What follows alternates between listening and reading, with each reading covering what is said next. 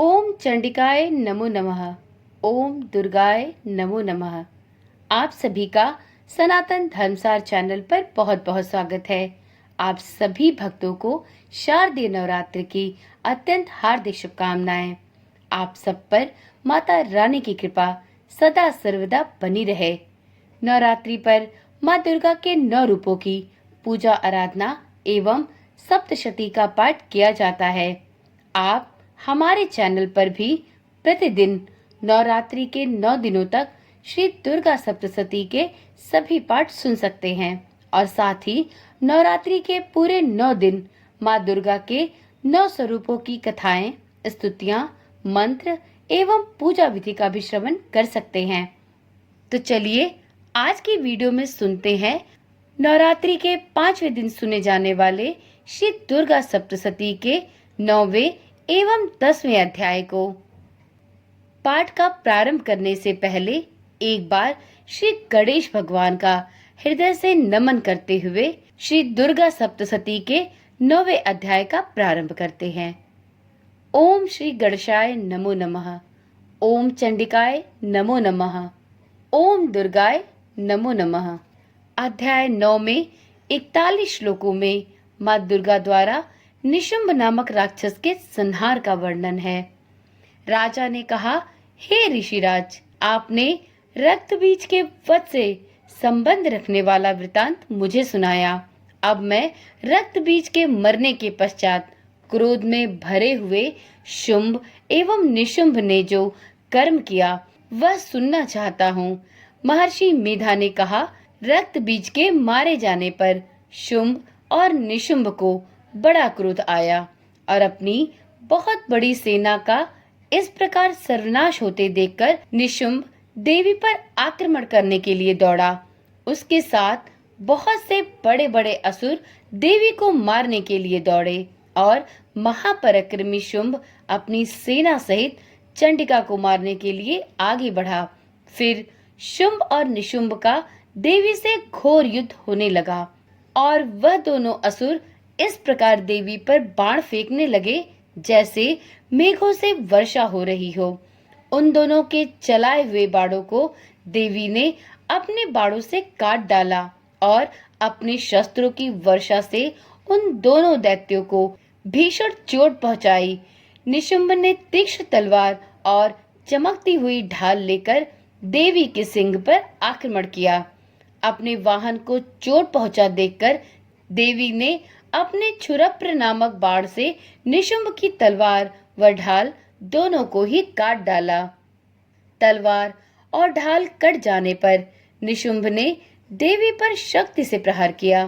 देवी ने अपने चक्र से उसके 2 टुकड़े कर दिए।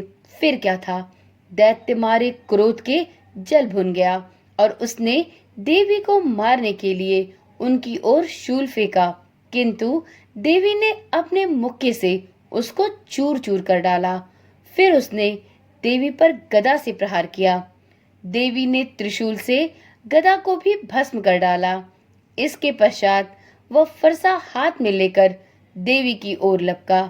देवी ने अपने तीखे बाणों से उसे धरती पर सुला दिया।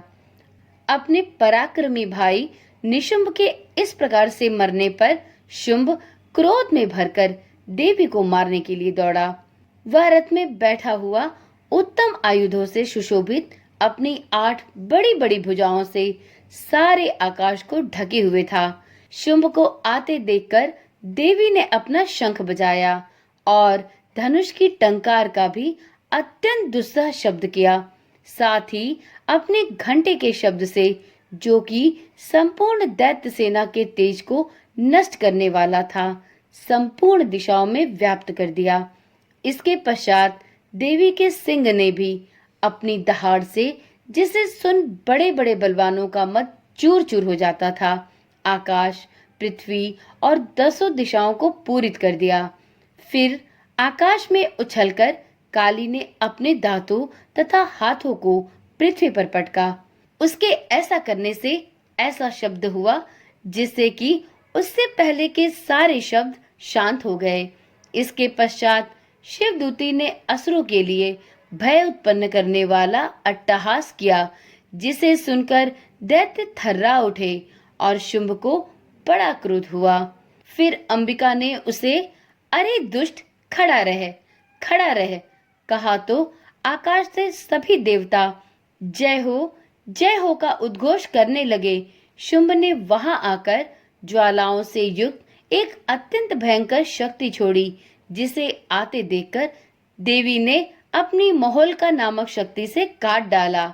हे राजन, फिर निशुंभ के सिंहनाद से तीनों लोग व्याप्त हो गए और उसकी प्रतिध्वनि से ऐसा घोर शब्द हुआ जिसने इससे पहले के सब शब्दों को जीत लिया।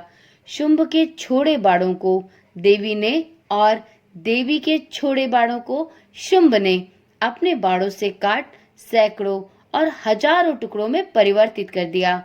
इसके पश्चात जब चंडिका ने क्रोध में भरकर शुंभ को त्रिशूल से मारा तो वह मूर्छित होकर पृथ्वी पर गिर पड़ा।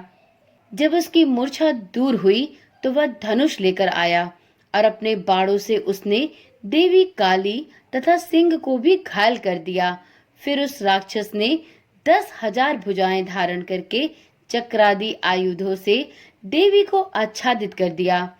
तब भगवती दुर्गा ने कुपित होकर अपने बाणों से उन चक्रों तथा बाणों को काट डाला। निशुंभ को त्रिशूल हाथ में लिए हुए आता देखकर चंडिका ने अपने शूल से उसकी छाती पर प्रहार किया और उसकी छाती को चीर डाला। शूल विदीर्ण हो जाने पर उसकी छाती में से एक उस जैसा ही महापराक्रमी दैत्य ठहर जा कहता हुआ निकला। उसको देखकर देवी ने बड़े जोर से ठहाका लगाया। अभी वह निकलने भी न पाया था कि उसका सिर अपनी तलवार से काट डाला। सिर के कटने के साथ ही वह पृथ्वी पर गिर पड़ा। तदंतर सिंह दहाड़ दहाड़ कर असुरों का भक्षण करने लगा और काली शिवदूती भी राक्षसों का रक्त पीने लगी। कौमारी की शक्ति से कितने ही महादैत्य नष्ट हो गए। ब्रह्मा जी के कमंडल के जल से कितने ही असुर समाप्त हो गए।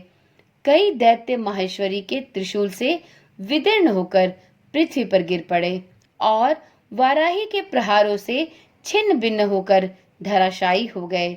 वैष्णवी ने भी अपने चक्र से बड़े बड़े महापराक्रमियों का कचूमर निकालकर उन्हें यमलोक के द्वार पहुंचा दिया और इंद्री से कितने ही महाबली राक्षस टुकड़े टुकड़े हो गए। कई दैत्य मारे गए, कई भाग गए, कितने ही काली शिवदूती और सिंह ने भक्षण कर लिए। इस प्रकार श्री दुर्गा सप्तशती का 9वां अध्याय संपूर्ण हुआ। तो एक बार प्रेम से बोलिए, माता भगवती की जय हो, माता वैष्णवी की जय हो, माता माहेश्वरी की जय हो। तो चलिए अब सुनते हैं श्री दुर्गा सप्तशती पाठ का 10वां अध्याय। मित्रों, जैसा कि आप सभी जानते होंगे कि श्री दुर्गा सप्तशती का पाठ नवरात्रि के दिनों में करना बहुत ही फलदायी और सिद्धिदायक होता है। यदि आप भी श्री दुर्गा सप्तशती का पाठ करना चाहते हैं तो आप इस चैनल पर श्री दुर्गा सप्तशती के सभी अध्यायों का श्रवण कर सकते हैं। मित्रों, दुर्गा सप्तशती का पाठ करने के कुछ विशेष नियम हैं। आप यदि जानना चाहते हैं तो इन नियमों के विषय में आप संपूर्ण जानकारी इस चैनल पर डाली गई वीडियो के माध्यम से भी ले सकते हैं। इस चैनल के द्वारा श्री दुर्गा सप्तशती के नियमित पाठ का श्रवण कराया जा रहा है। नवरात्रि के पहले दिन श्री दुर्गा सप्तशती का पहला अध्याय पढ़ना चाहिए, दूसरे दिन दूसरा और तीसरा अध्याय, तीसरे दिन चौथे अध्याय का श्रवण करना विशेष रूप से फलदायी होता है। चौथे दिन 5वां, 6वां, 7वां और 8वां अध्याय पढ़ा जाना चाहिए। 5वें दिन 9वां और 10वां अध्याय पढ़ना चाहिए। 6ठे दिन 11वें अध्याय को पढ़ना चाहिए। 7वें दिन श्री दुर्गा सप्तशती का 12वां और अंतिम अध्याय अर्थात 13वां अध्याय पढ़ा और सुना जाना चाहिए। यदि आप कीलक, अर्गला, देवी सूक्त, श्री सिद्ध कुंजिका श्रोतम का पाठ भी करना चाहते हैं तो यह सभी वीडियोस इस चैनल पर उपलब्ध है। आप पिछली वीडियो को देख सकते हैं। तो चलिए नवरात्रि के 5वें दिन की कथाओं में अब सुनते हैं श्री दुर्गा सप्तशती पाठ का 10वां अध्याय। मित्रों, आप सभी से नम्र निवेदन है कि आप इन कथाओं को बीच में ही ना छोड़ें, इन कथाओं को पूरा सुने। यदि आप इन कथाओं को बीच में छोड़ते हैं तो इससे माता भगवती का अपमान होता है और आपको माता भगवती की पूजा का विशेष फल भी नहीं प्राप्त हो सकता। तो इसलिए इन कथाओं का श्रवण पूरा करें।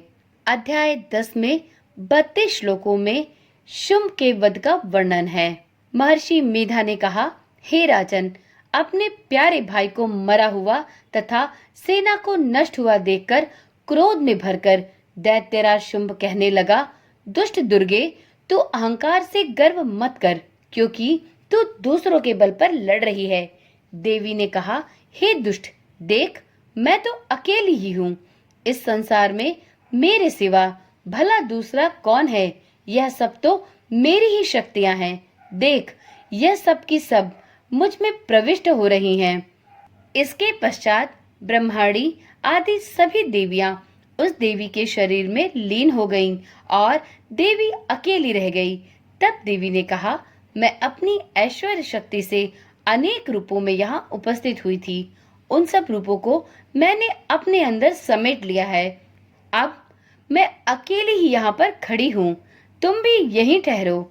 महर्षि मेधा ने कहा, तब देवताओं तथा राक्षसों के देखते देखते देवी तथा शुंभ में भयंकर युद्ध होने लगा। अंबिका देवी ने सैकड़ों अस्त्र शस्त्र छोड़े। उधर दैत्यराज ने भी भयंकर अस्त्रों का प्रहार आरंभ कर दिया। देवी के छोड़े हुए सैकड़ों अस्त्रों को दैत्य ने अपने अस्त्रों द्वारा काट डाला। इसी प्रकार शुंभ ने जो अस्त्र छोड़े थे उनको देवी ने अपनी भयंकर हुंकार के द्वारा ही काट डाला। दैत्य ने जब सैकड़ों बाढ़ छोड़कर देवी को ढक दिया तो क्रोध में भरकर देवी ने अपने बाणों से उसका धनुष नष्ट कर डाला।